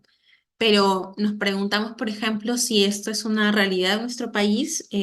Seguramente vemos importantes avances en lo que es la asunción de, digamos, una mayor responsabilidad y una vida mucho más activa de los padres en la vida de sus hijos, pero no necesariamente esto ocurre de manera masiva, de manera significativa a nivel cultural, por ejemplo, ¿no? Ya no es aplicable la doctrina de los años tiernos. Teníamos por ahí otra pregunta también: ¿qué pasa si hay alguna restricción en que un menor de 18 meses sea, digamos, eh, sea beneficiado con el régimen de tenencia compartida? Y no existe a la fecha una regulación que limite. Recordamos que la anterior fórmula del artículo 84 sí nos indicaba que si era un menor que tenía entre 3 años a menos, la madre era quien tenía, digamos, esta posibilidad de ejercer la tenencia, básicamente por un criterio de la lactancia, por un criterio de este lazo que se realiza en el proceso de desvinculación del niño con la madre, ¿no? Y esas teorías. Sin embargo, a la fecha, esta limitación ya no está vigente. La tenencia compartida puede activarse desde el día 1. Pero nuevamente nos preguntamos si es que en el ejercicio real de los cuidados de un menor tan pequeño, en el ejercicio de la lactancia, o etcétera, ¿será posible concretizar este tipo de tenencia? En algunos casos sí, en algunos casos será más complejo. Por eso es que obviamente insistimos en la importancia del análisis caso por caso, ¿no? No puede haber como una regla determinante abierta que se pueda aplicar a absolutamente todos los casos. El establecimiento de la permanencia por igual periodo de tiempo entre los padres es poco real, ¿no? Em, y por ejemplo, esto vendría también, es esta fórmula, formalizar el acuerdo. Si por ahí alguien decía, yo necesito mayor información sobre cómo es que concreto, no cómo es que hago efectiva la tenencia, es 15 días yo, 15 días la mamá, o un día yo, otro día yo. O sea, en realidad la fórmula, y justamente por eso es que la norma establece que la fórmula en la que se va a desarrollar la tenencia compartida debe ser como acordada, y la recomendación es que sea inclusive formalizada en una conciliación, ¿no? Y si esto no fuera posible, obviamente en el juzgado. Pero va a depender. De repente habrán algunos padres que digan, mira, a mí me funciona que yo cuide a los hijos en la mañana y tú por la tarde.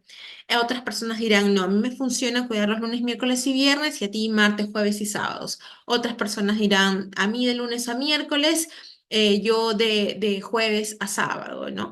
Va a funcionar dependiendo de las dinámicas, de las garantías que les demos también a nuestros hijos para poder encontrarse en un entorno seguro, ¿no? Obviamente garantizando que se encuentren en sus dinámicas escolares, en sus dinámicas de entorno social, si es que están acostumbrados a, no sé, ir a un taller después del colegio, si es que tienen algún entorno significativo socialmente. Hay un montón de elementos que se deberán, obviamente, regular, pero no todo el mundo se encuentra en la posibilidad de desarrollar de adecuarse en el tiempo y formalizar esos acuerdos. O sea, la recomendación, que era también otra pregunta que nos hicieron, es: cada vez que lo varío tengo que ir al juzgado o que tengo que ir al centro de conciliación. La recomendación sería que sí, porque siempre va a ser un medio probatorio para poder determinar si es que estoy cumpliendo o no con ese tipo de acuerdo en el marco de la tenencia compartida, ¿no? Pero no necesariamente todos tenemos una cultura de conciliación, no necesariamente tampoco tenemos los medios para poder afrontar los gastos de este proceso. Siempre, y eso también es un dato adicional que les damos, se pueden acudir a los centros de conciliación gratuitos del Ministerio de Justicia, del sistema Alegra, ¿no? Pero obviamente también vamos a tener que enfrentarnos a la carga que tienen, ¿no? Pero de alguna manera es un recurso que al que podemos acceder, ¿no? Pero igual sigue siendo como complicado, ¿no? La toma de decisiones conjuntas permanente puede consolidar escenarios de violencia, ¿no? Y acá justamente lo que comentaba Feli sobre la conocida violencia vicaria, ¿no? Sobre esta, la casación nos pone un poco en auto sobre lo que sucede muchas veces en la realidad, ¿no? Estas coerciones, estos actos de violencia, no solamente física, también psicológica, inclusive económica, ¿no? O sea, no solamente es yo te voy a quitar a tu hijo, ¿no?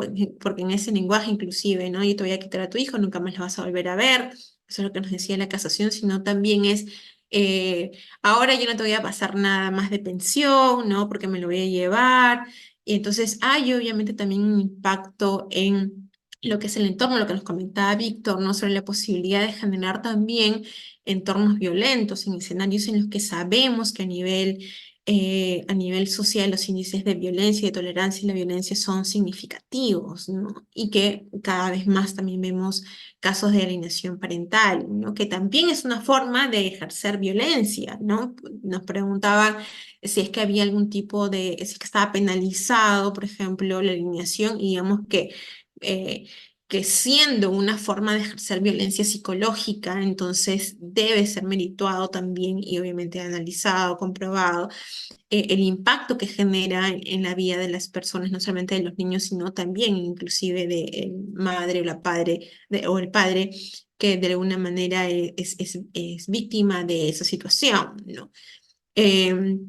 Si existen asimetrías en los ingresos, por los que, bueno, partimos, por ejemplo, también, y por eso es importante el enfoque de género, al que hacía alusión también Felicita, ¿no? Y por favor, es entendido el enfoque de género como estas medidas que buscan el equilibrio de las condiciones, las situaciones de igualdad en el ejercicio de derechos entre hombres y mujeres, ¿no? No significa que sean solo medidas en favor de las mujeres, pero sí parte del reconocimiento de que existen brechas de desigualdad entre las mujeres y hombres, ¿no? Por ejemplo, y eso está completamente comprobado, todavía existen brechas de desigualdad salarial de las mujeres, ¿no? Las mujeres de alguna manera trabajan más, son remuneradas, digamos, de menor manera, o existen todavía barreras para que puedan ejercer ciertos cargos. La maternidad todavía sigue siendo un elemento valorado no solamente para poder ascender, sino inclusive para poder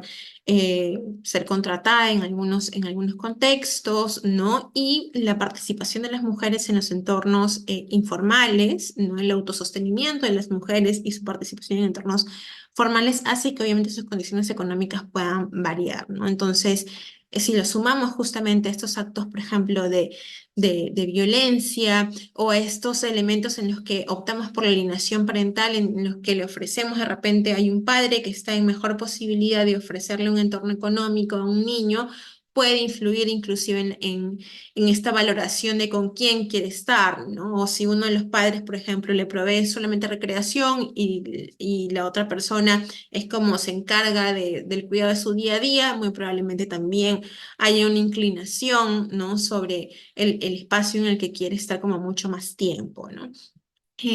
La cultura de la conciliación versus la carga procesal, obviamente en atención a estas recomendaciones sobre la necesidad de poder tener algún documento probatorio, de poder determinar, de poder establecer acuerdos y en caso de estos, poder determinar la tenencia exclusiva, va a generar una mayor carga sin duda en los juzgados, ¿no? Y en centros de conciliación. Y seguirá seguramente generando mayor carga, considerando que la primera opción va a ser la fórmula de la tenencia compartida, y si esta no funciona, habrá que retornar a estos espacios para poder solicitar la variación de la tenencia, ¿no? Entonces, esos son algunos de los comentarios que existen acerca de lo complicada que puede resultar la implementación de la tenencia compartida. Obviamente muchos de ellos son compartidos por nosotros porque es un reto.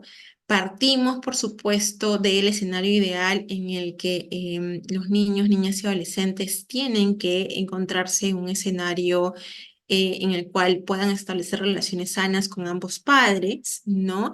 Y obviamente, digamos que es el escenario al que apunta la regulación, pero también es necesario poder evaluar caso por caso y establecer las garantías para que eso suceda sin que ninguna de las partes se vea afectada en el desarrollo e implementación de esta medida, ¿no? Por ahí comentaban, y nosotros también lo comentábamos en láminas anteriores, que, por ejemplo, sería necesario que la regulación atienda o que las medidas del juzgado puedan atender la implementación de terapias psicológicas que acompañen los procesos, que puedan generarse acciones como de, digamos, de monitoreo de cómo va la evolución en casos en los cuales existen también potencialidades de escenarios violentos, ¿no?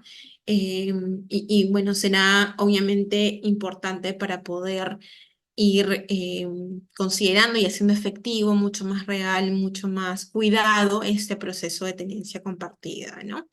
Estamos ya en los minutos finales y si te parece bien, Felicita, ahora podemos atender algunas de las preguntas que nos han compartido por el chat. Si les parece bien, vamos a ir contestando algunas de las preguntas que ya nos han puesto para poder, de repente es alguna con la respuesta de ellas, ya absolvemos alguna que pudieran estar como pendiente, ¿no? Una de las preguntas más recurrentes ha sido, ¿qué pasa con la pensión de alimentos, ¿no? Con la tenencia compartida. ¿Es que se elimina, no se elimina, se reduce, ¿no? Es importante tener en claro que si nosotros tenemos ya determinada una obligación alimentaria, ya sea por conciliación, ya sea porque tenemos una sentencia, este cumplimiento debe darse de la manera en la que ha sido dictada, ¿no? Entonces, esto supone no que yo pueda asumir que digamos que porque ahora voy a implementar la tenencia, yo puedo cesar mi obligación alimentaria, no. En todo caso, tendremos que hacer una nueva demanda para poder exponer ante el juez si es que yo estoy optando o si es que yo estoy solicitando, por ejemplo, para una reducción, para una variación, ¿no? Tampoco significa que yo, por ejemplo, no sé, estaba obligado a pasar alimentos por un determinado monto y que ahora yo, como tengo a mi cargo de repente mi hijo, voy a indicar de que ahora yo le voy a proporcionar los alimentos, entonces esa va a ser la fórmula en la que voy a cumplir, ¿no? Si a mí el, el juzgado me dijo, yo tengo que pasar, no sé, 500, 100, 1000, lo que fuera que me dijo, yo tengo que cumplirlo en forma y fondo. Entonces, yo tengo que cumplirlo en la fórmula que me la ha indicado el juzgado, ¿no? No puedo atribuirme esta posibilidad de variarlo de manera unilateral y en eso hay que tener como mucho cuidado siempre, ¿no? Porque si no, obviamente nos encontramos ante una situación de incumplimiento y ya sabemos que inclusive eso tiene implicancias a nivel del ámbito penal con el delito de omisión de asistencia alimentaria o familiar, ¿no? También nos han compartido por ahí aquellas consultas de qué pasa cuando, si es que puedo solicitar la tenencia, si es que estoy en el extranjero, si es que estoy en otra región, ¿no? Entonces, bueno, complejiza un poco el proceso, ¿no? Y lo complejiza no porque no sea posible, porque de repente el acuerdo es 6 meses tú, 6 meses yo, también es una posibilidad de tenencia compartida, pero qué tan viable, qué escenario, digamos, le podríamos dar a un niño con ese tipo de regímenes, ¿no? O sea, ¿será posible llevar una vida escolar así, por ejemplo, ¿no? O será de repente mejor establecer una tenencia exclusiva con un régimen de visitas abierto o con un régimen de visitas, digamos, acordado para que en los espacios en los que existe la posibilidad de compartir se pueda dar. Nuevamente, es caso por caso lo que se va a tener que que determinar, ¿no? ¿Qué pasa si el padre o madre que tiene la tenencia es una persona descuidada, ¿no? ¿Cómo se puede probar? Bueno, el término descuidado es también bastante subjetivo, ¿no? Nosotros tenemos que probar, obviamente, que nos encontramos en un escenario en el que el bienestar y la integridad del menor se encuentra en peligro, ¿no? Si eso sucede, yo voy a poder pedir la tenencia exclusiva o la variación de la tenencia compartida, dependiendo lo que yo también le pueda ofrecer, ¿no? Y obviamente voy a tener que llevar medios probatorios sólidos, ¿no? Ya sea los que hemos visto en la norma respecto de si está impactando en la vida de mi hijo con una imagen negativa sobre mí, ya sea porque no me lo deja ver o ya sea por elementos que tienen que ver directamente por su cuidado. Por ejemplo, si es que no está yendo al colegio y está en edad escolar, si es que tiene niveles de desnutrición altos, o sea, algunos medios que me puedan certificar directamente que existe un impacto en el menor, ¿no? Eh, Así que eso será como significativo. No necesitas estar casado para poder solicitar un régimen de tenencia compartida o acordar un régimen de tenencia exclusiva en un centro de conciliación, ¿no? Los antecedentes de violencia, por supuesto que serán un elemento a considerar para la determinación de la tenencia compartida, ¿no? Y serán obviamente nuevamente evaluados caso por caso para saber si es que pasó por un proceso como de terapia psicológica, si hay un ánimo de atención, si es que también el tipo de violencia, si es que permanece en el tiempo, si es que ese escenario puede generar un elemento significativo de riesgo para el menor, ¿no? Obviamente va a ser importante, ¿no? Y obviamente todo lo que aleguemos tiene que estar consolidado en una pericia psicológica, ¿no? Ya sea ofrecida de parte, pero siempre va a tener que sustentar todo lo que nosotros aleguemos que es el peligro del menor, ¿no? ¿Se puede conciliar en un solo acto tenencia, régimen de visitas y alimentos? Sí. Así que si es que pueden aprovecharlo, ese es el escenario como ideal para poder conciliar. Em, las variaciones que se hacen tienen que hacerse mediante la conciliación o ante un juzgado, eso ya lo habíamos comentado también, ¿no? Si es que una tercera persona, recuerden que la tenencia es un derecho de los hijos, pero también de los padres, es una atribución exclusiva de los padres. Entonces, si una tercera persona va a ejercer algunas labores de cuidado, obviamente eso tendría que solicitar la tercera persona bajo un régimen de declaración o identificación como tutores o tutoras, ¿no? Entonces, también es importante tener en claro eso. Terminamos agradeciendo, por supuesto, siempre la invitación de UDA Polis y la participación de todas y todos en este espacio de aprendizaje.